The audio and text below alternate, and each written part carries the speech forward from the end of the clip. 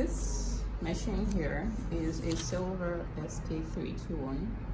It's a punch card silver knitting machine, and the parts are similar to the brother machine.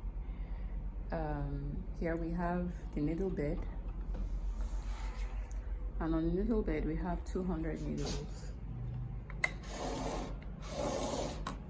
and the needle number is engraved. So here's the center.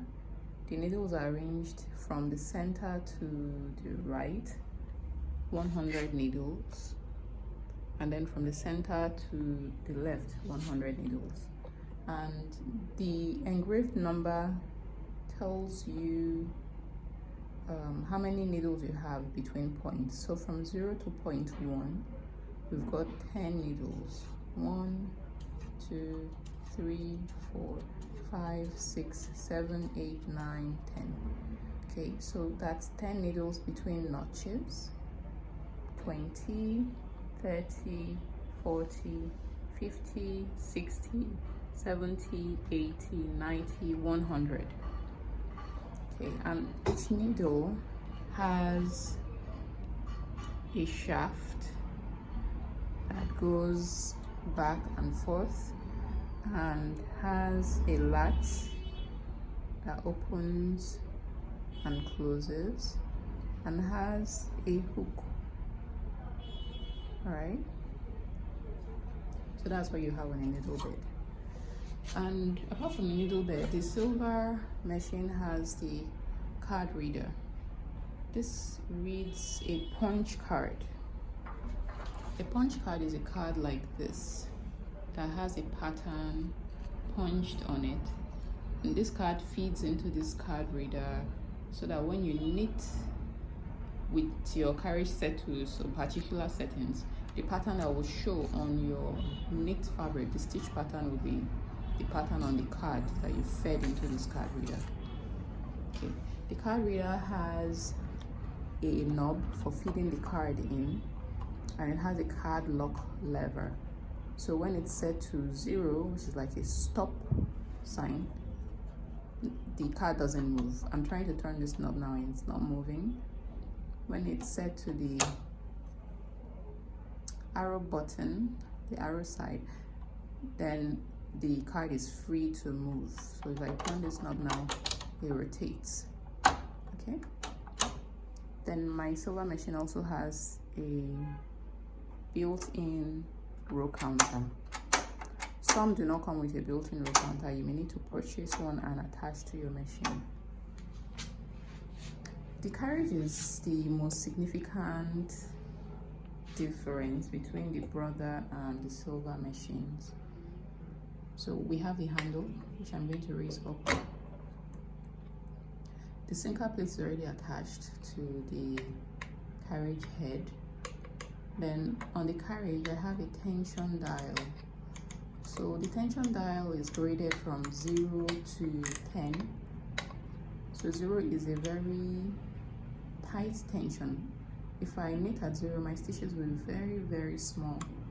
And the higher the number, the bigger or looser the stitches. And then I have the stitch pattern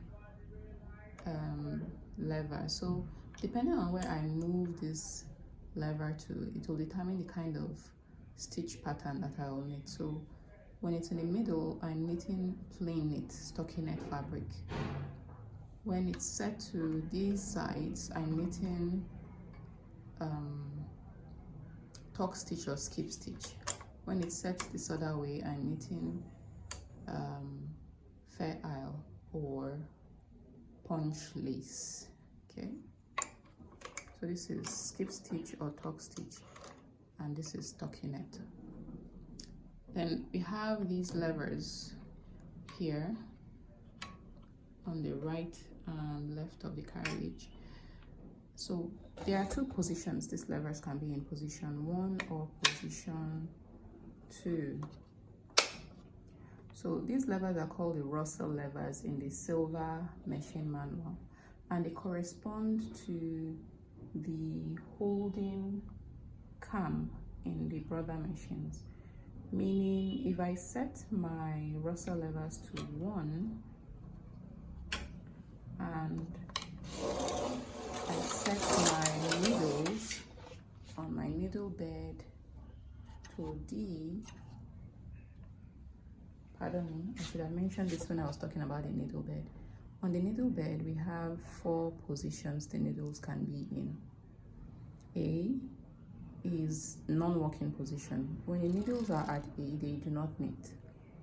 B is your normal working position.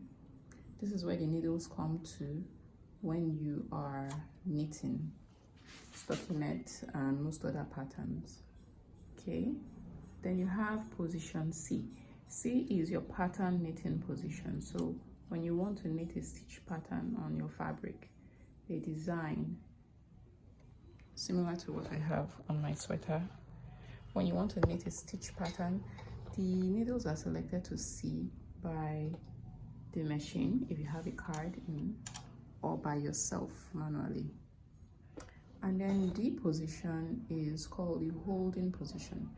When your needles are selected to this position, D position, and you have your Russell levers set to 1, then those needles will remain in D position. They will not knit. For example, if I move my carriage across,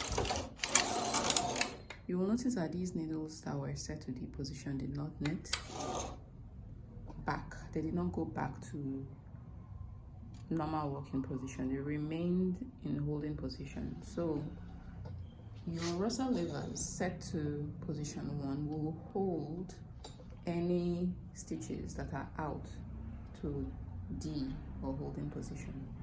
Now, if I set these Russell levers back to 2 and I knit across these needles that are out to holding position,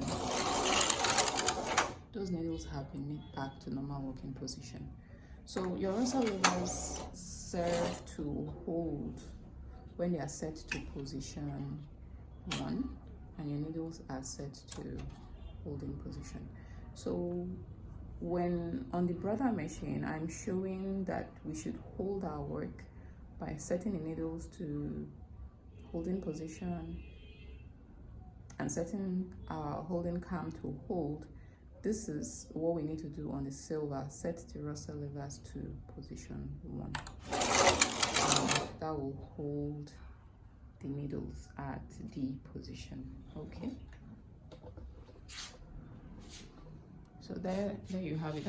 Those are the parts on the bed and carriage of the silver machine.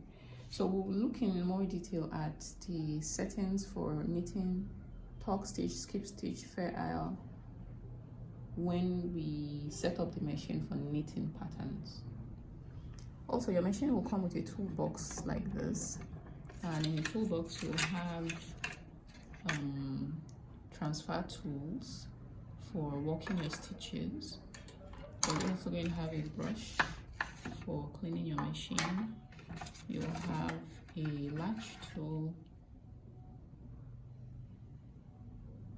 You'll have a crochet hook, most likely, and an extra needle. You'll have a bottle of oil.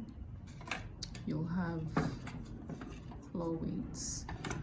Okay, these are essential things that will come with your silver machine.